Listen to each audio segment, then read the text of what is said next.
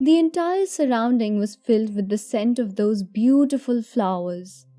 The girl offered the garland to Durvasa Rishi, who accepted it with pleasure. The great sage proudly wore the garland around his neck and started roaming around. Around the same time, he noticed the king of gods, Indra, passing by riding his divine elephant, Airavat. When they crossed paths, Durvasa Rishi offered the garland to Indra. Indra took off the garland from his neck and put it on Airavat's head. Intoxicated with the beautiful scent of the flowers, Airavat picked up the garland from his head and threw it on the ground. When the great sage saw the garland lying on the ground all destroyed, he got very angry and said, "O Indra, you have become arrogant because of the throne you sit on. In your arrogance, you have disrespected the garland I offered to you. Instead of wearing the garland with respect, you have thrown it on the ground. You have disrespected me. O King of Gods, I am Durvasa. The whole world fears me for my anger, and you have dared to insult me. I curse you that you will lose all the power, glory, and wealth that has made you this arrogant." When Indra heard the harsh words of the angry sage, he came down from his divine elephant and landed on his knees in front of the rishi, seeking forgiveness for his behavior. This calmed down the sage, and he said, "O Indra, I am Durvasa. I do not forgive. Whatever I have said will happen. Heaven will lose all its prosperity, and you will lose the throne you so proudly sit on."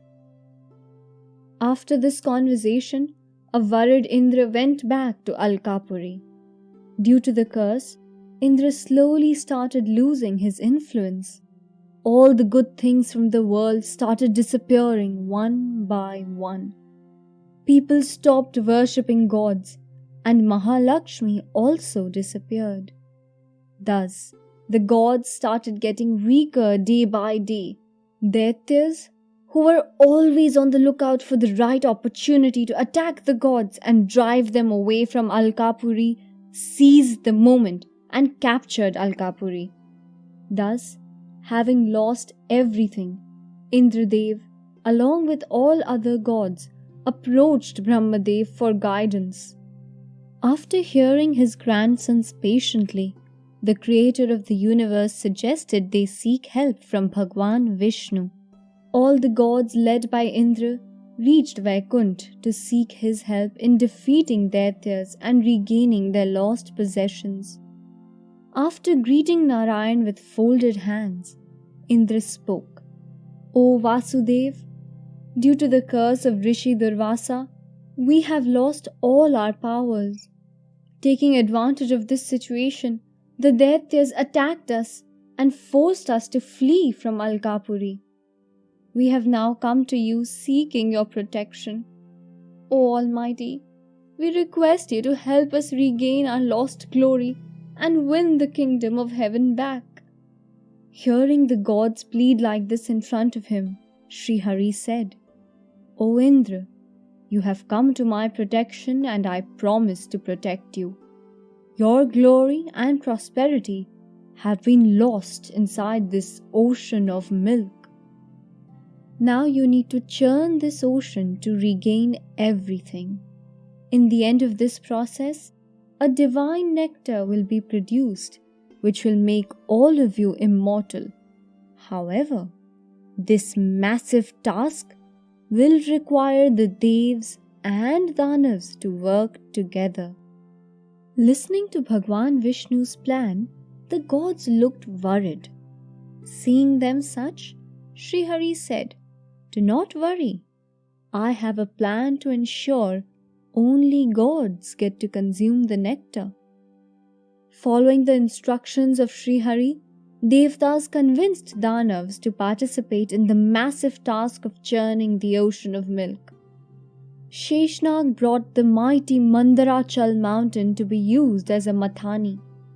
The king of snakes, Vasuki, was chosen to be used as a rope to pull Mandarachal mountain.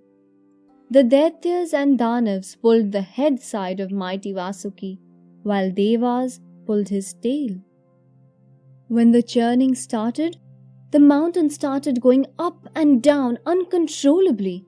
To stop this from happening and to allow the churning of the ocean to go on, Bhagwan Vishnu took the form of a turtle and held the mountain on his back, while taking another form to push it with his toes from the top. Thus, with the help from Narayan, the process of churning of the ocean started.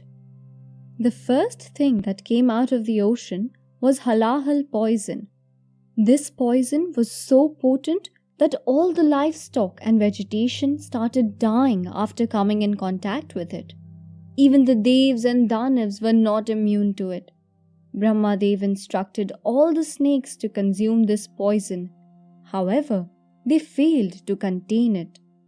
In the end, everyone went to Bhagwan Shankar and pleaded with him to save the universe from dying because of the halahal poison. Mahadev decided to drink the poison and hold it in his neck. The poison was so potent that Mahadev's neck turned blue because of it, thus giving him one of his popular nicknames, Neelkant. After Shivji saved the world by drinking the poison, the task of churning the ocean started again. This time appeared a tree with beautiful scented flowers. This Parijat tree found its place in Indra's garden in Alkapuri. Then appeared Indra's divine elephant Airavat, which had disappeared into the ocean because of Durvasa Rishi's curse. Indra accepted Airavat. Next appeared a wish-fulfilling cow, Kamdhenu, which was accepted by the sages. Then appeared a four-headed divine white horse, Uchchaishrava, which was given to Daityaraj. A divine conch shell and Kaustubh gem were the next items to appear from the ocean. Both of them were presented to Bhagwan Vishnu. This churning of the ocean went on for many more days. Next to appear was the moon, who was adorned by Bhagwan Shankar. The moon was followed by Apsara Rambha, who chose Gandharvalok as her abode. Next appeared the goddess of wine, Varuni, who chose Varun Dev as her companion. Quickly followed the wish-fulfilling tree, Kalpavriksha, which was planted in Alkapuri's garden. Then appeared Mahalakshmi, who found her place with Bhagwan Vishnu.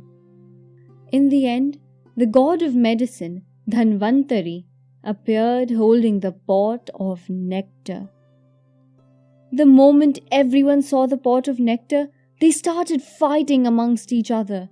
In this pushing and pulling, a few drops of nectar fell on the earth.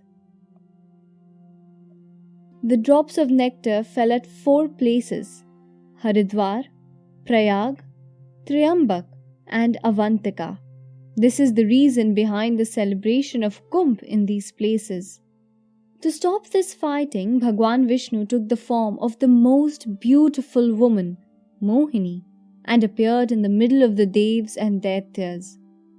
All of them got smitten by the beauty of Mohini and voluntarily handed over the pot of nectar to her. Mohini started distributing the nectar to the gods. At this point, a Daitya named Swarbhanu disguised himself and sat among the gods. He also got the drops of nectar from Mohini. However, Sun and Moon noticed this trickery and alerted Mohini. Mohini summoned the Sudarshan Chakra and beheaded Swarbhanu. Since he had already consumed the nectar, he did not die. His head became Rahu and body became Ketu. Since then, Rahu and Ketu are said to be angry with Sun and Moon. After Swarbhanu's beheading, the Devs and Daityas started fighting with each other, and Bhagwan Vishnu appeared in the form of twin sages Nar and Narayan to fight from the side of the gods. Nar and Narayan, along with the army of gods, fought against the Daitya army and killed most of them.